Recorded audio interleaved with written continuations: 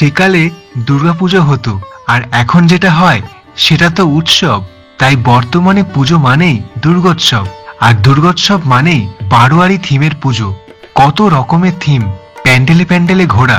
কলকাতার দুর্গাপুজোতে মহালয়া থেকেই মানুষের ঢল নামে রাস্তায়, কিন্তু এই শহরের বারোয়ারি পুজোর বাইরে আরেক রকমের পুজো হয়। কলকাতার বনেদি বাড়ির পুজো, কোনোটা 100 বছরের পুরনো, আবার কোনোটা 200-300 বছরের পুরনো। এইসব বাড়ির পুজোর সঙ্গে জড়িয়ে আছে কিংবদন্তি ইতিহাস আর পরম্পরা। এইসব বাড়ির সাবেকি পুজোতে উপস্থিত হলে আপনি হয়তো পৌঁছে যাবেন পুরনো বাঙালিয়ানায়। নমস্কার, আমি উত্তর কলকাতার অরিত্র। এই ভিডিওর মাধ্যমে আমি আপনাকে সন্ধান দেব উত্তর কলকাতার অর্থাৎ আদি কলকাতার 16টা বনেদি বাড়ির দুর্গাপুজো। সঙ্গে থাকবে ছোট্ট ইতিহাস, এবং এটাও বলে দেব যে কোন মেট্রো স্টেশন থেকে কাছে পড়বে। প্রথমে রেখেছি পাথুরিয়া ঘাটা খেলাত ভবন। একদিকে বৈষ্ণব সেট স্ট্রিট, আরেকদিকে রবীন্দ্র সরণি। গিরিশ পার্কের কাছে পাথুরিয়া ঘাট স্ট্রিট, সেখানে অবস্থিত এই খেলাত ভবন। রামলোচন ঘোষ, যিনি ওয়ারেন হেস্টিংসের একজন ক্লার্ক বা দিওয়ান ছিলেন, সেই রামলোচন ঘোষের বংশধর, অর্থাৎ নাতি ছিলেন খেলাত ঘোষ। বাবু খেলাত ঘোষ ছিলেন একজন পরোপকারী মানুষ। সেই সময় সমাজের এক সম্মানীয় ব্যক্তি ছিলেন, এখনো আছেন। টালা ট্যাঙ্কের জন্য জমি দান করেন, সমাজের সেবা করেন, এমনকি ইন্ডিয়ান ক্লাসিক্যাল মিউজিকের একজন ওস্তাদ ছিলেন। বাবু খেলাতচন্দ্র ঘোষ এখানে তার নিজের রাজপ্রাসাদেই দুর্গাপুজো চালু করেছিলেন। প্রায় 180 বছরের দুর্গাপুজো এই পাথুরিয়া ঘাটা খেলাত ভবন। উত্তর কলকাতার সমস্ত রাজবাড়ির দুর্গাপুজোর থেকে এই খেলাত ভবনের দুর্গোৎসব বেশি আকর্ষণীয় লাগে। গিরিশ পার্ক মেট্রো থেকে 10 থেকে 15 মিনিটে হেঁটে আসতে পারেন এখানে।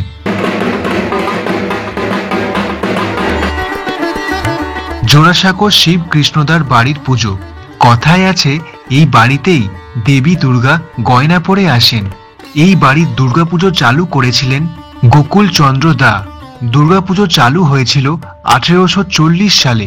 সেই ট্র্যাডিশন বয়ে নিয়ে গেছে শিবকৃষ্ণ দা এবং বর্তমানে তাদের বংশধরেরা। 12 Shibkrishna Daw Lane, Jorasanko. Girish Park metro থেকে কালীকৃষ্ণ টাগরের রাস্তা ধরে 5 মিনিট হাঁটা পথ। ঠিক তার পাশে রাস্তার ওপরেই আছে জোড়াসাঁকো বন্দুক বাড়ি, যেটা আবার পরিচিত জোড়াসাঁকো নরসিংহ দার বাড়ি, আবার বন্দুক বাড়ি নামেও পরিচিত। 1859 সালে এই বাড়ির দুর্গাপুজো শুরু হয়েছিল। নরসিংহ বাবু ব্রিটিশদের সাথে বন্দুক ব্যবসা শুরু করেন 1835 সালে। এরা দশমীতে প্রতিমা বিসর্জনের দিন গান স্যালিউট দেয়। বাগবাজারের হালদার বাড়ির দুর্গাপুজো। বাগবাজার সর্বজনীন পুজোর যে ভিড়টা হয় তার বাঁদিকে শ্রী চৈতন্য মহাপ্রভুর একটা গলি আছে, 17 কালীপ্রসাদ চক্রবর্তী স্ট্রিট। এই গলির ভেতরেই রয়েছে পুরনো দুর্গাপুজোর মধ্যে এই হালদার বাড়ি। 450 বছর ধরে নিত্য পুজো করে আসছে এই কোষ্ঠী পাথরের দুর্গা প্রতিমাকে। এখানে মাকে মহিষাসুর মর্দিনী রূপে পুজো করা হয়। শোনা যায় 700 বছরেরও আগে তৈরি এই দুর্গা প্রতিমা। এই মূর্তির পেছনে প্রচুর ইতিহাস আছে, সে না হয় অন্য একদিন হবে। শোভাবাজার মেট্রো, আবার চাইলে শ্যামবাজার মেট্রো থেকেও হেঁটে আসতে পারেন এখানে। মানিকতলা সাহাবাড়ি, 150 বছরের বেশি পুরনো এই দুর্গাপুজো। এই সাহা পরিবার এলাহাবাদ থেকে এসেছিল এবং নুনের ব্যবসা করে বড়লোক হয়েছিল।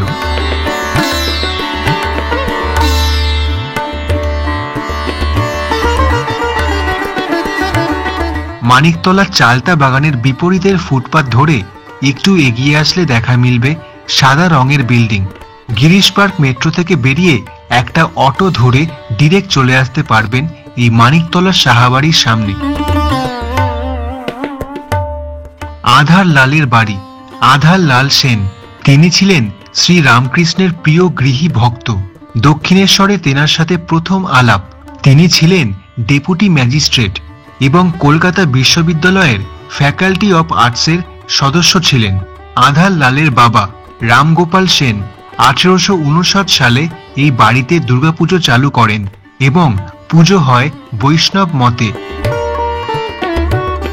97B বেনিয়াটলা স্ট্রিট আর 96A বেনিয়াটলা স্ট্রিট দুটো বাড়িতেই পুজো হয়, শোভাবাজার মেট্রো থেকে একদম কাছে। ঠনঠনিয়া দত্ত বাড়ি 1855 সালে দ্বারকানাথ দত্ত চালু করেছিলেন এই দত্তবাড়ির দুর্গাপুজো। তিনি পাটের ব্যবসা করে প্রচুর টাকা উপার্জন করেন। দ্বারকানাথ যাকে বিয়ে করেছিলেন তার গায়ের রং ছিল কালো, কিন্তু তার বিয়ের পর থেকেই তার ব্যবসার উন্নতি হয়। এরপর থেকেই এই বাড়িতে পুজোর সংকল্প করা হয় মহিলাদের নামে। কলেজ স্ট্রিটের কাছে ঠনঠনিয়া কালীবাড়ির বিপরীতে অবস্থিত এই ঠনঠনিয়া দত্ত বাড়ি। মহাত্মা গান্ধী রোড বা এমজি রোড মেট্রো থেকে হাঁটা পথে এই ঠনঠনিয়া দত্ত বাড়ি। চোরবাগান চ্যাটার্জি বাড়ি 150 বছর আগের গল্প। 1861 সালে রামচন্দ্র ভবনের প্রতিষ্ঠাতা রামচন্দ্র চট্টোপাধ্যায় তেনার স্ত্রী দুর্গা দাসীর পরামর্শে শুরু করেছিলেন এই বাড়ির দুর্গাপুজো। সেই থেকেই চোরবাগানের চ্যাটার্জি বাড়ির দুর্গাপুজো ধুমধাম করে হয়ে আসছে। একদিকে এমজি রোড রাম মন্দির, আরেকদিকে ঠনঠনিয়া কালী মন্দির। মুক্তরাম বাবু স্ট্রিটের ওপর এই চোরবাগানের চ্যাটার্জি বাড়ি, এমজি রোড মেট্রো থেকে কাছে। চোরবাগান শিলবাড়ি মুক্তরাম বাবু স্ট্রিট সেন্ট্রাল এভিনিউ রাম মন্দির থেকে যেই রাস্তাটা মার্বেল প্যালেসের দিকে যাচ্ছে সেই গলির ভেতরেই আছে এই শিলবাড়ি। রামচাঁদ শীল এই বাড়ির পুজো শুরু করেন। প্রায় 170 বছরের এই দুর্গাপুজো এই চোরবাগান শিলবাড়ির। এখান থেকে কাছে পড়বে MG road metro.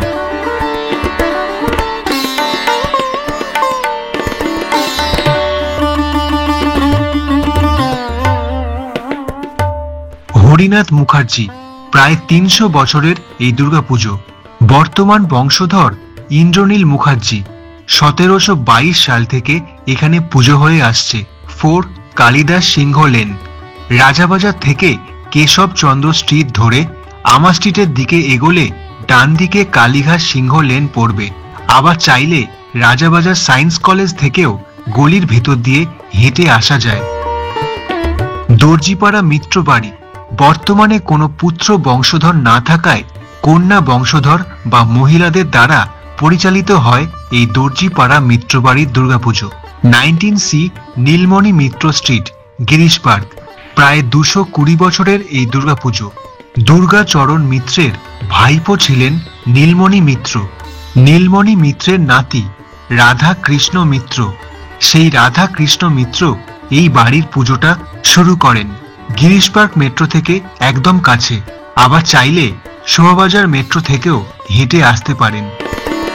Chhatubabu লাটুবাবুর Durga Puja 1800 শতাব্দী এবং 1900 শতাব্দীর শুরুর দিকে ইন্দো আমেরিকান সামুদ্রিক বাণিজ্যের একজন বাঙালি বণিক ঈশ্বর রামদুলাল সরকার দেব 1770 সালে চালু করেন এই বাড়ির দুর্গাপুজো।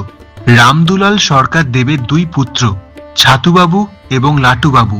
ছাতুবাবু হচ্ছেন আশুতোষ নাথ দেব এবং লাটুবাবু হচ্ছেন প্রমথনাথ দেব।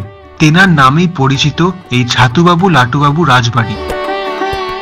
এই বাড়িটার নাম রামদুলাল নিবাস। মানিকতলা থেকে বিডন স্ট্রিটের রাস্তা ধরে হেদুয়া পার্ক পেরিয়ে আসতে হবে একদম গিরিশ পার্কের কাছে। গিরিশ পার্ক মেট্রোটা সব থেকে কাছে।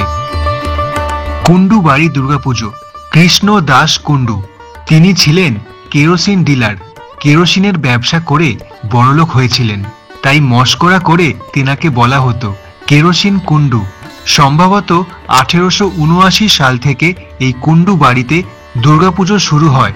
কৃষ্ণ দাস কুন্ডু এবং তার স্ত্রী রাজমণি দাসী এই পুজো শুরু করেন। তাদের 2 ছেলে দুর্লভ চন্দ্র কুন্ডু এবং সুধীর চন্দ্র কুন্ডু পালন করে এসছে এই পুজো। গিরিশ পার্ক মেট্রোটা খুব কাছে, আর সেন্ট্রাল এভিনিউর রাম মন্দির বাসস্টপ থেকেও হেঁটে আসা যায়। হাটখোলা দত্ত বাড়ি। সালটা হচ্ছে 1630। রামচরণ দত্ত বর্তমান কলকাতার তখনকার গোবিন্দপুরের যে গ্রামটা ছিল সেখানে তিনি থাকতেন।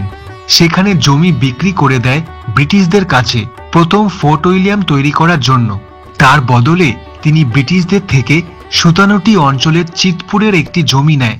পরের দিকে শোয়াবাজারের হাটখোলার কাছে চলে যান, যেখানে তেনার বর্তমান প্রজন্ম রয়েছে। ইতিহাস ঘাটলে জানা যায় যে রামচরণ দত্তর দাদুর বাবা পুরুষোত্তম দত্ত এই দত্ত ফ্যামিলির প্রতিষ্ঠাতা। 1716 সাল থেকে হয়ে আসছে এই হাটখোলা দত্তবাড়ির দুর্গাপুজো। 78 নিমতলা ঘাট স্ট্রিট, মানিকতলা হেদুয়া বা গিরিশ পার্ক থেকে নিমতলার অটো ধরে এখানে আসা যায়। মহেন্দ্র শ্রীমানি, মানিকতলা সুকিয়া স্ট্রিটের এই রাজবাড়ির দুর্গাপুজো 100 বছরের বেশি। এই বাড়ির পুজো 19 শতাব্দীর একদম শেষের দিকে মহেন্দ্র শ্রীমানি এখানে বসতি স্থাপন করেন। তিনি ছিলেন একজন ধনী জমিদার। গিরিশ পার্ক মেট্রো থেকে অটো করে মানিকতলা বা চালতাবাগান নেবে, তারপর সুকিয়া স্ট্রিটের দিকে হেঁটে আসতে পারেন। শোয়াবাজার রাজবাড়ি উত্তর কলকাতার খুব জনপ্রিয় একটি রাজবাড়ির দুর্গাপুজো। শোয়াবাজার রাজবাড়ি দুটো বিল্ডিং আছে। একটা মহারাজা নবকৃষ্ণ দেবের রাজবাড়ি, যেখানে প্রচুর মানুষের ভিড় হয়, আর একটা রাজা রাজকৃষ্ণ দেবের রাজবাড়ি। এটা প্রথম বাড়িটার বিপরীতেই রয়েছে। বাড়িটার নাম গোপীনাথ বাড়ি। শোয়াবাজার মেট্রো থেকে জয়পুরিয়া কলেজের রাস্তা ধরে হাঁটা পথে এই শোয়াবাজার রাজবাড়ি। এই রাজবাড়িতে 250 বছর ধরে পুজো হয়ে আসছে। এই ভিডিও থেকে সন্ধান দিলাম উত্তর কলকাতার 16টা বনেদি বাড়ির দুর্গাপুজো। আপনাকে জানাই দুর্গাপুজোর প্রীতি ও শুভেচ্ছা। আপনার পুজো ভালো কাটুক এবং আনন্দে কাটুক। পাশে থাকবেন এই চ্যানেলের। ধন্যবাদ।